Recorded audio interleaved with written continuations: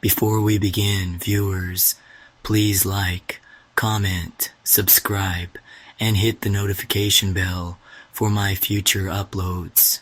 Now, on to the point. This video is a makeup for the horrendous audio the last video had. And yeah, I'm referring to the 400 sub prototype video. If you manage to stick around to the end, I'm gonna explain what went wrong. But anyway, please enjoy the video. We were all so young and full of life that winter. It was 1959, and for us the world seemed vast, unexplored, a playground waiting for those brave enough to venture into its cold, untouched corners. The Ural Mountains beckon, their snow-covered peaks, a challenge that called to our adventurous spirits. We were 10 in total, university students and friends, each of us eager to prove our mettle on what we knew would be a grueling trek. At the time, none of us could have imagined how it would all end. My name is Yuri Yudin. I was one of the lucky ones. At least that's what people tell me. To this day, I'm not sure if luck is the right word, because what I lived through, what I avoided, I wouldn't wish it on anyone. It all started on January 23rd, when we set out from Sverdlovsk, now Yekaterinburg. The group was led by Igor Dyatlov, a brilliant and confident young man who had meticulously planned every detail of our journey. We were aiming for Otorten Mountain, a remote and treacherous route classified as the highest difficulty. It was a challenge we welcomed. We were well prepared. At least we thought we were. The first few days were exhilarating. The cold bit at our faces, but we laughed through it, snapping photographs and jotting down every detail in our journals. Each night we huddled in our tent, swapping stories, sharing food, and planning the next day. The camaraderie was infectious. It felt like nothing could go wrong. But as we pushed deeper into the wilderness, the weather took a turn. The winds howled louder, the snow fell heavier, and the temperature plummeted. My health, which had never been good to begin with, started to deteriorate. My joints ached with every step, and I found myself lagging behind the group. On January 28th, Igor made the call. I would turn back. It was for my own safety, he said. I didn't argue. As much as I hated leaving my friends, I knew I wouldn't survive the rest of the journey. I said my goodbyes, not knowing they would be the last time I'd see any of them alive. The rest of their journey is reconstructed from their diaries and the haunting evidence we found later. On February 1st, they reached Kolat Shakal, or Dead Mountain, as the local Mansi people called it. The name was ominous, but the group didn't seem to mind. They set up their tent on the mountain slope, choosing an exposed spot rather than the shelter of the nearby forest. Maybe they wanted to practice camping in harsh conditions. Maybe they didn't realize how much danger they were in. And then, silence. For weeks, there was no word from them. When the group failed to return by February 12th, as planned, a search party was sent out. I joined them, desperate for answers. What we found still haunts my dreams. The tent was the first thing we discovered. It was partially buried in snow, ripped open from the inside. Their belongings, boots, jackets, food, were still inside, untouched. It was as if they had fled in a blind panic. despite the deadly cold outside. Then we found the bodies. The first two were near a makeshift campfire, dressed only in their underwear. Their hands were blackened from frostbite, their faces twisted in agony. It looked like they had died trying to warm themselves in the bitter cold. Further up the slope, we found 3 more bodies, spaced out as if they had been crawling back toward the tent. Their injuries were bizarre, fractured skulls, broken ribs, but there were no external wounds to explain the trauma. It was as if an invisible force had crushed them. The last 4 were found months later, buried under snow in a ravine. Their injuries were even more horrifying. Lyudmila, one of the women, was missing her tongue and eyes. Some of their clothing contained traces of radiation, though no one could explain why. Theories swirled: an avalanche, a secret military experiment, an attack by indigenous tribes.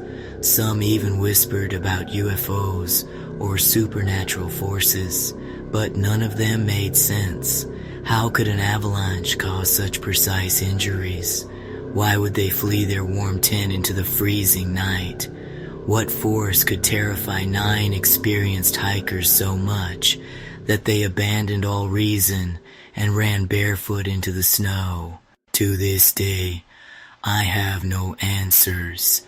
I only have nightmares of the friends I left behind, of the horrors they must have faced on that dark, frozen mountain. People call me lucky. Honestly, I don't feel lucky. I feel haunted. It was supposed to be a perfect summer night, June 4th, 1960. The air was warm, the sky was clear, and the stars seemed brighter than I'd ever seen them. My friends and I, 4 teenagers full of life and excitement, decided to camp by Lake Bodom, a serene and peaceful spot near Espoo, Finland. We were young, in love, and carefree. Nothing could go wrong, or so we thought. I was Nils Gustafsson, one of the 4. There was Seppo, my best friend, his girlfriend Anya, and my own girlfriend Mila. We pitched our tent close to the water, laughing and telling stories as the sun set. The lake was beautiful, its surface shimmering in the moonlight. It was the kind of night that felt magical. But as the hours passed, the atmosphere began to change. I can't explain it. Maybe it was the way the wind picked up, or the way the forest seemed darker than usual. Something felt off. I brushed it aside. We were having fun, and I didn't want to ruin the mood. We fell asleep together in the tent, huddled close for warmth. That's when it happened. I woke to chaos. At first, I thought I was dreaming. The tent was shaking violently, the fabric ripping apart. I heard screams, Seppo's voice, then Mila's. I tried to move, but something struck me hard in the face. Pain exploded in my jaw, and the world spun around me. I don't remember much after that. When I came to, the sun was rising, casting this eerie light over the campsite. The tent was destroyed, torn open like an animal had attacked it. Blood stained the ground, and then I saw them, my friends, Seppo, Anya, Mila. They were dead. Their bodies were mutilated, their faces frozen in expressions of terror. I wanted to scream, but no sound came out. I staggered toward the road, my head throbbing, my vision blurred. a group of hikers found me and called for help. The authorities arrived quickly, but their questions only made everything worse. Who did this? What had happened? I didn't know. I couldn't remember. The investigation went on for years, but no one was ever convicted. Some people even accused me, saying I had killed my friends in a drunken rage, but I knew the truth. I had seen the shadowy figure outside the tent that night. A faceless silhouette, moving with inhuman speed. I had felt its presence, cold and malevolent. Whatever it wasn't human. To this day, I live with the scars, physical and emotional. I see my friends in my dreams, their lifeless eyes staring back at me. The lake, once so beautiful, is now a place of nightmares. And the worst part, the killer is still out there, somewhere, waiting. Okay, so, you're here. Now let me explain. Similar to the 300 sub-special that I created, the 400 sub-special used different software that I was tinkering with as to why they are both different from my usual videos. So the 300 sub was made with DupDub, while the 400 sub special was made with Verbo. Suffice to say, both aren't my cup of tea, and for now the old reliable will suit me just fine till I find better. Before I go, the next video should be the birthday true horror stories, and if not, then it should be the 500 sub special, which I poured my heart into, 'cause it's so near and dear to me since it's for my nephew. So you know I had to go try hard on this one, especially. Okay, that's a wrap now, viewers. As you continue to bask in the summer's delight till the nighttime, I want you to know that we're always watching